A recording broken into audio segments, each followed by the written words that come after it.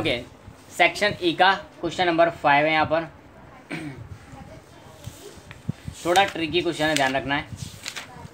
हवाई जहाज से फेंका गया एक बम किसी एक ब्रिज पर गिरे, उसकी संभावना 1/5। देखो ब्रिज पर गिरे, लेकिन हम डिसाइड नहीं कर सकते ये पी है या क्यू अभी। कब तक? जब तक नीचे का पूरा क्वेश्चन ना पढ़ लिया जाए, इसलिए जल्दीबाजी करनी नहीं है। ब्रिज को संपूर्ण नष्ट हेतु 2 बम पर्याप्त है, यानी कि ब्रिज को तोड़ना है, पूरा अंतर से नष्ट करना है, तो कितने बम पर्याप्त हैं? 2 बम, यानी डालो उसके बाद वो नष्ट हो जाएगा। अब क्वेश्चन क्या है आगे।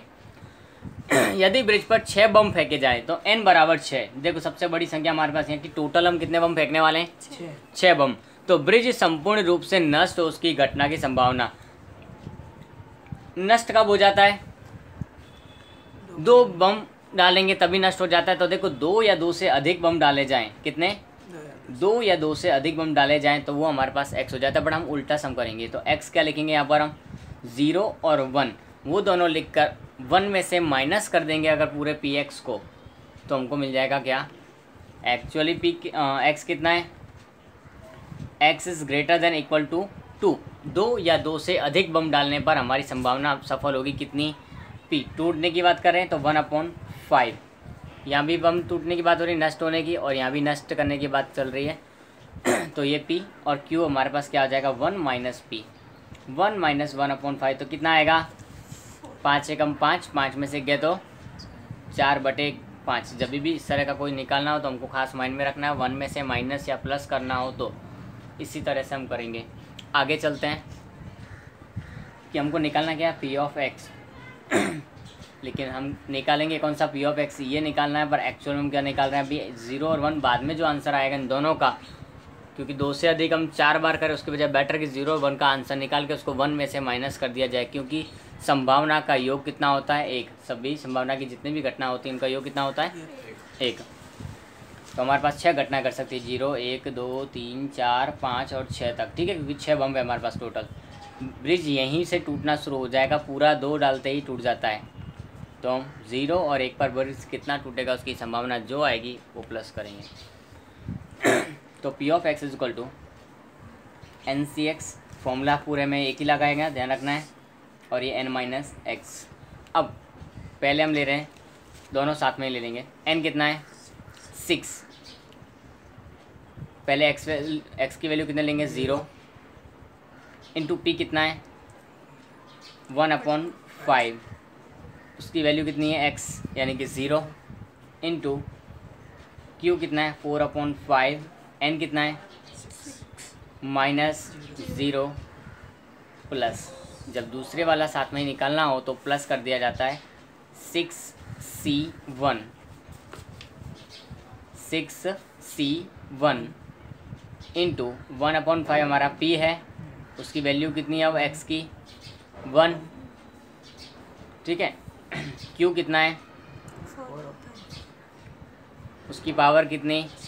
6 minus 1 bracket close. Okay, now what, अब इनका सॉल्यूशन करेंगे। तो फर्स्ट का सॉल्यूशन 6p0 यानी कि 1, 0 होता है 1, किसी की पावर 0 यानी कि 1। अब बचा क्या? 4/5, उसकी पावर 6 माइनस 0 यानी कि 6। तो 4 into 4 into 4 into 4 into 4 into 4 divide में 5 into 5 into 5 into 5 into 5 into 5, 6 time तक।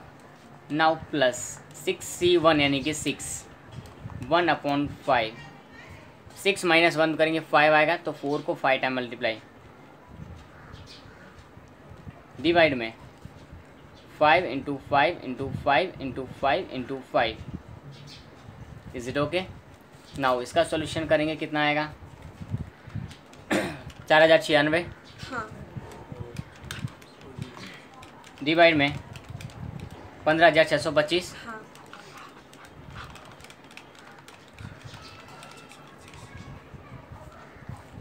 सिक्स ऊपर इन सबको मल्टीप्लाई करेंगे तो आएगा 2048 गुणा 6, 12,000 समथिंग। हाँ 1000, हाँ 1024 गुणा 6, हाँ 1024 गुणा 6 भी है साथ में। 6144 अपॉन में 15,625। इन सब का देखो 5 बार ये और 6ठी बार ये,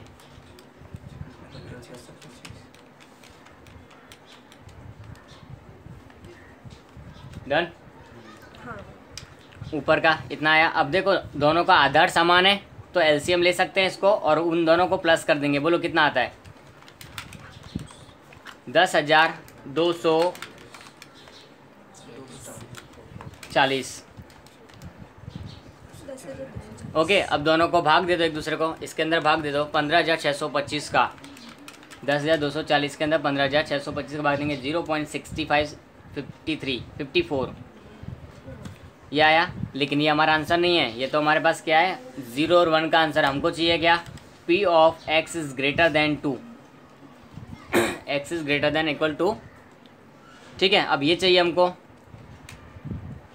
तो क्या आएगा हमारे पास में 1 माइनस 0.6554 को माइनस कर दो 0.3446। ये हमारा फाइनल आंसर आएगा, ये खास ध्यान रखना है।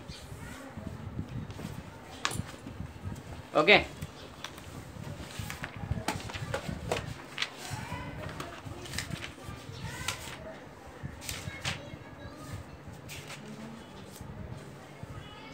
Okay done.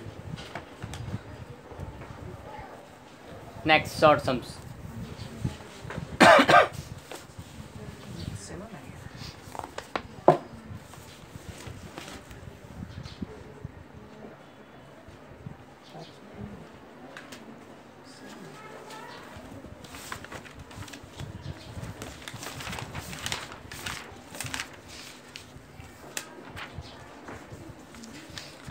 Section B.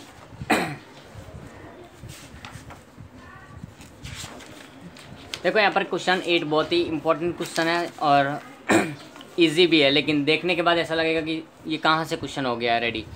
Bernoulli प्रश्न में सफलता व निष्फलता की संभावना के बीच का संबंध बताइए। बर्नौली प्रश्न में सफलता और निष्फलता की संभावना के बीच का संबंध बताइए। क्वेश्चन बोर्ड में पूछा हुआ है, इम्पोर्टेंट भी है। बोलो क्या संबंध हो सकता है? हम हर एक क्वेश्चन के अंदर इसका उपयोग करते हैं। बर्नौली प्रश्न के हमने जितने भी क्वेश्चन अभी तक प्रैक्टिकल सोल्व किए उसके अंदर हर एक के अंदर ये हम आंसर लिखते हैं। बोलो क्या हो सकता है?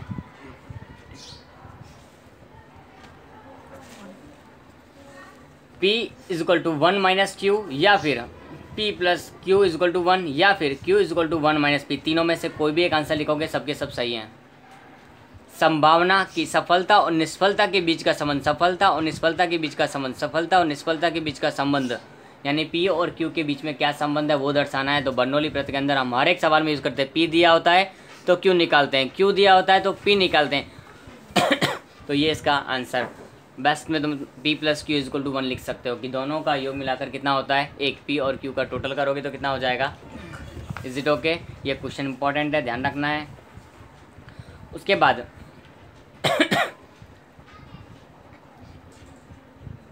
द्विपद वितरण के माध्य विचरण के बीच का संबंध, गुणधर्म थे, हमने उसमें अंदर एक क्वेश्चन पढ़ा है बार बार, NPQ upon NP, NPQ upon NP, यानी कि माध्य विचरण से हमेशा बड़ा होता है, जो कि मैंने जस्ट अभी बताया था।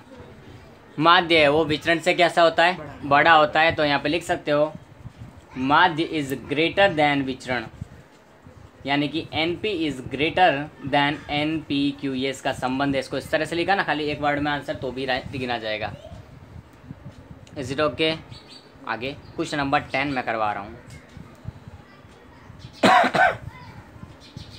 देखो क्या लिखा हुआ है, एक द्विपद वितरण में निष्फलता की संभावना 0.6 है तो सफलता की संभावना बताइए।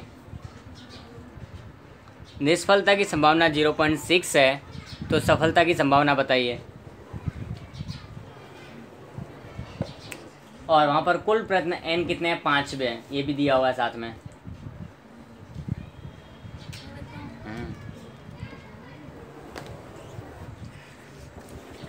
वापिस